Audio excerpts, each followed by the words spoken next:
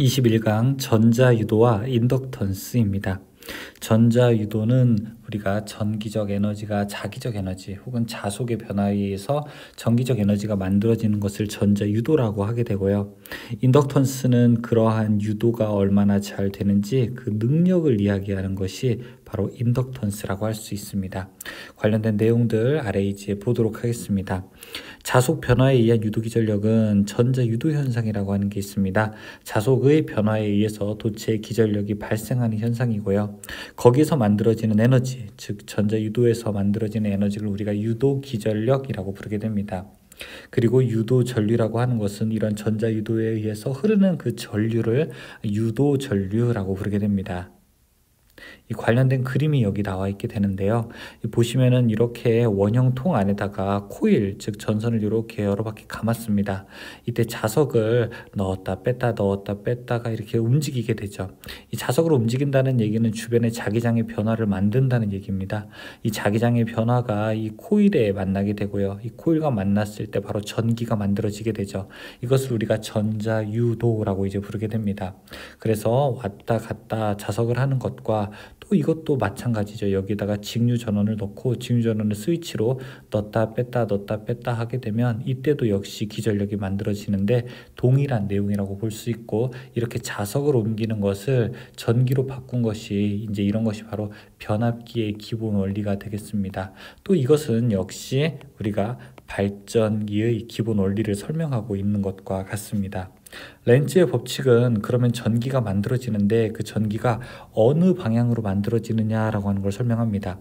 그 렌츠는 유도기전력은 자속의 변화를 방해하려는 방향으로 만들어진다라고 설명을 해요.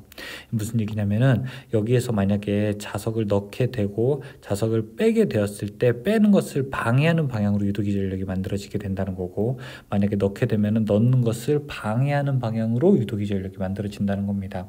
예를 들어 여기서 S를 닫았을 때, S를 열었을 때라고 하는 것은 전기를 넣고 있다가 빼게 된다면 지금 전류 이렇게 흐르고 있었는데요. 이렇게 흐르고 있다는 건 여기가 N극이라는 얘기죠. 자, 이렇게 잘 흐르고 있었는데 이렇게 표시할게요. 여기가 N극이었었는데 전기가 끊어지게 되면 자속이 감소하게 되죠. 자속이 감소하는 것을 방해하는 방향으로, 자속이 더 많이 늘어나게 하는 방향으로 기전력이 만들어지게 되면 엄지손가락을 여기 왼쪽으로 하게 되면 나머지 네 손가락이 이렇게 여기 위를 가리키는 방향이 될 겁니다. 이쪽으로 전기가 만들어진다는 거죠.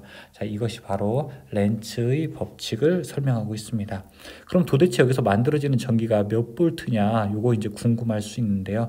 이것은 패러데이의 전자유도 법칙이라고 해서 유도기전력은 이것과 같습니다.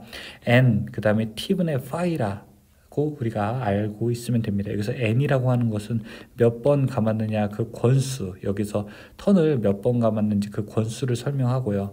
그리고 여기서 T라고 하는 것은 시간을 의미하고요. 그 다음에 파이라고 하는 것은 자속을 의미하게 됩니다.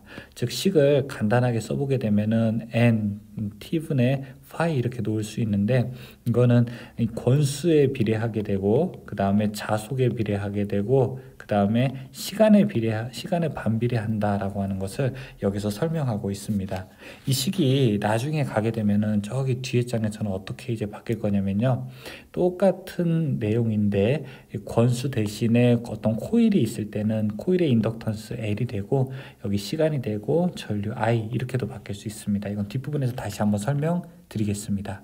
이때 전기가 어느 방향으로 만들어지냐라고 하는 것은 바로 우리가 유도기전력의 방향이라고 하는 것으로서 플레밍의 오른손 법칙으로 알 수 있습니다. 오른손은 우리가 발전기라고 해서 이거를 우발이라고 하고, 왼손은 전동기라고 해서 우리가 좌전 이렇게도 암기를 하고 있습니다. 플레밍의 오른손 법칙은 발전기에 대한 법칙, 왼손에 대한 법칙은 전동기 법칙으로 설명할 수 있습니다. 엄지손가락, 집게손가락, 가운데 손가락 모두 다 도체의 방향, 그러니까 운동의 방향, 그 다음에 자속의 방향, 기전력의 방향이라고 해서 도, 자, 기 이렇게도 우리가 플레밍의 오른손 법칙을 설명할 수 있죠. 다음은 인덕턴스입니다. 똑같은 코일을 놓더라도 여기 이렇게 코일 A가 있고 이쪽 코일 B가 있다고 해보겠습니다.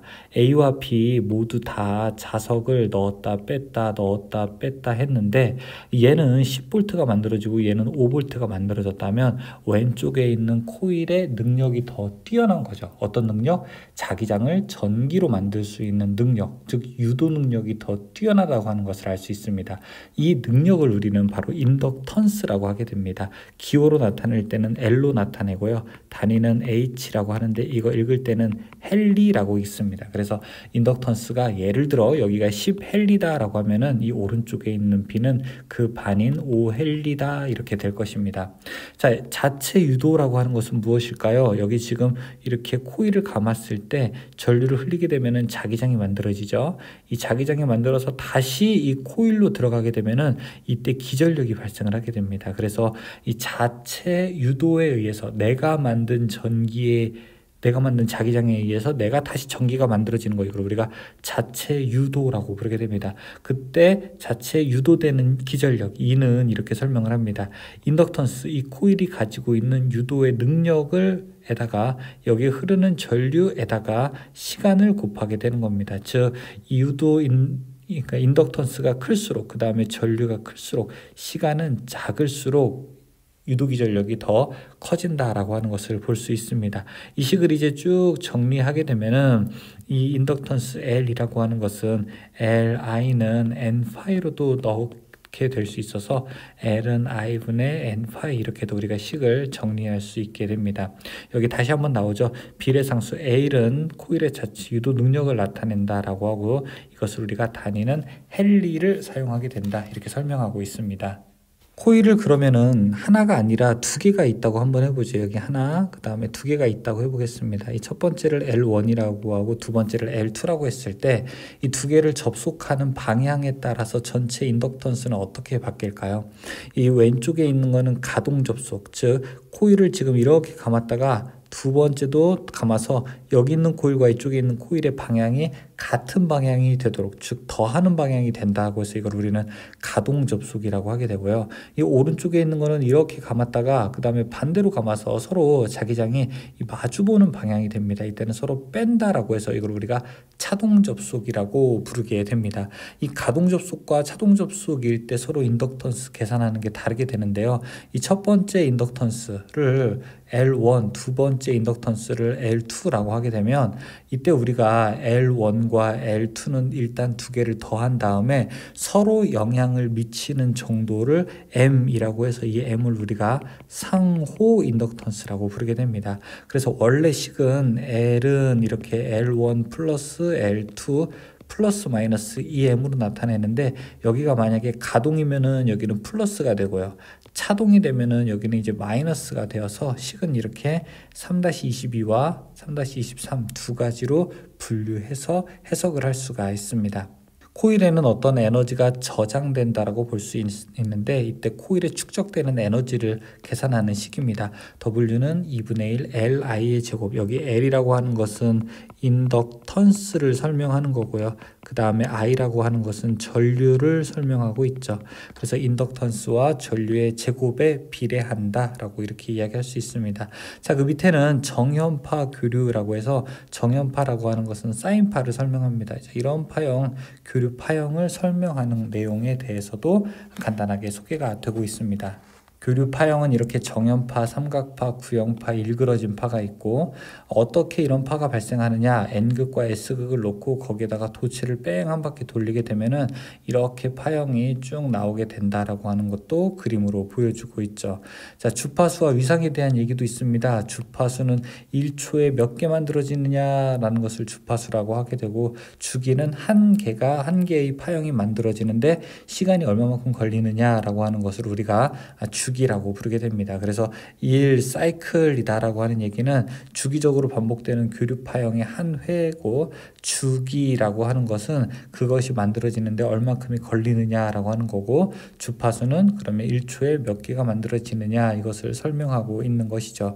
주기는 주파수분의 1이고요. 주파수는 주기분의 1이 되게 됩니다.